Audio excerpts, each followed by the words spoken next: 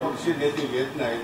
तुम्हाला काय वाटतं की हे लोक एवढा मोठा महाराष्ट्राच्या महत्वाच्या विषयामध्ये ज्वलंत प्रश्नामध्ये विरोधी पक्ष नेते किंवा ज्यांना बोलवलं ते का लक्ष घालत नाही? त्यांना माझं म्हणणं असं आहे की आपण सगळ्यांनी छगन भुजबळ यांची मुलाखत बारकाईने ऐकली नाही. त्यांनी रेफरन्स देताना मराठवाड्याच्या नामांतराच्या दंगलीचा त्यांनी रेफरन्स दिला. त्यावेळेस सुद्धा सत्ता पालट होती, आत्ता सुद्धा सत्ता पालट आहे. त्याच्यामुळे सत्ता पालटीच्या बॅकग्राऊंडवरती त्यावेळेस दलितांचा बळी घेतला, यावेळेस ओबीसींचा बळी जातोय का, हा महत्वाचा भाग आहे त्याच्यातला.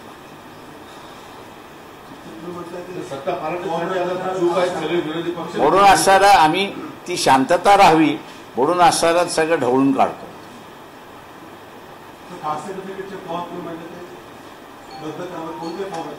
आता इश्यू केलेले आहेत ते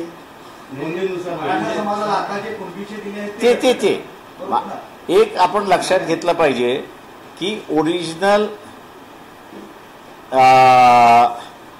जी यादी मंडल कमिशनच्या ह्याला जोडण्यात गेली होती किंवा अमेंडमेंट करून जोडण्यात आली होती, माझ्या माहितीप्रमाणे 1993 मध्ये कुणबी समाजाला आरक्षण देण्यात आलं. इन द इयर 1993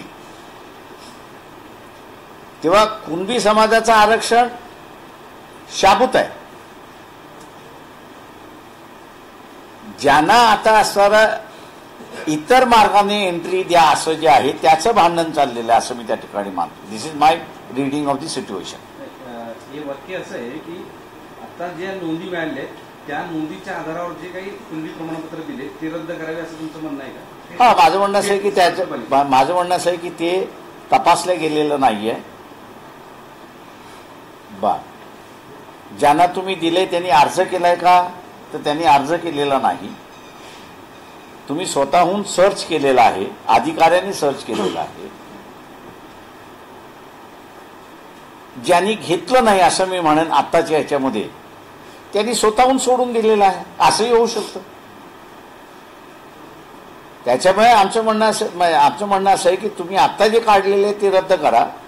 जे कुणबी आहेत ते शासनाला अर्ज करतील आणि त्यांना सर्टिफिकेट मिळून जाईल. याच मुद्द्यावर मागच्या आठवड्यात मुख्यमंत्री स्वतः म्हणाले, त्या तुम्ही ज्या बैठकीला होतात आणि ते प्रेस कॉन्फरन्समध्ये म्हणाले की आता ज्या नोंदीच्या आधारावर प्रमाणपत्र दिले जातील ते रद्द होणार नाही.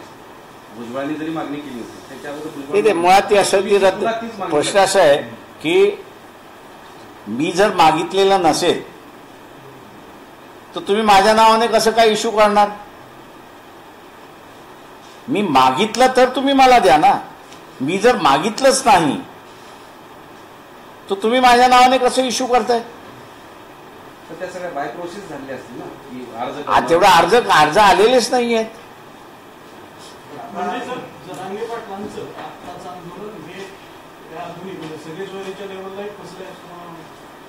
मी असं म्हणणार नाही, कारण की शेवटी त्याच्यातला तुम्हाला मार्ग काढता येतो, नाही असं नाही.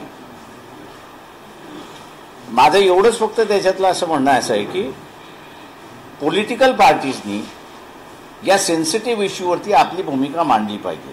ती दंगल होईपर्यंत थांबता कामा नये. परिस्थिती फार स्फोटक आहे एवढं मी आपल्याला सांगतो. परिस्थिती स्फोटक आहे. जरांगे ऐकायला म्हणायला तयार आहे, त्यांच्या मागणीवर ते ठाम आहे. जीव गेला तरी भरतो आणि ओबीसी संघटनांची गेल्या काळात जे काही आंदोलनं झाली ते ठाम आहे, त्याच्यावरच ठाम आहे. जीव गेला तरी भरतो. मग याचा तोडगा कसं निघणार? माझं म्हणणं असं आहे की तोडगा काढणाऱ्या राजकीय पक्ष आहेत आणि असेंब्ली आहे. इलेक्शन राऊंड दी कॉर्नर असल्यामुळे प्रत्येक जण आपली पोळी भाजायचा प्रयत्न चाललेला आहे. मी जसं म्हणालो की एनसीपी आणि काँग्रेस आणि उद्धव ठाकरे हे सगळे श्रीमंत मराठ्यांचे पक्ष आहेत. त्याच्यामध्ये बीजेपी सुद्धा येतो.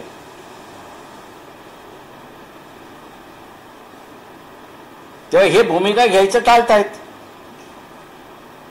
आरक्षण याचा अर्थ आरक्षणाचा अजित निकष- पवारांची एनसीपी गरीब आरक्षणाचा आहे निकष सामाजिक नाही एनसीपी म्हणालो ना. नाही, अजित हा? पवारांची अजित पवारांची एनसीपी आणि अजित पवारांची एनसीपीचा खासदार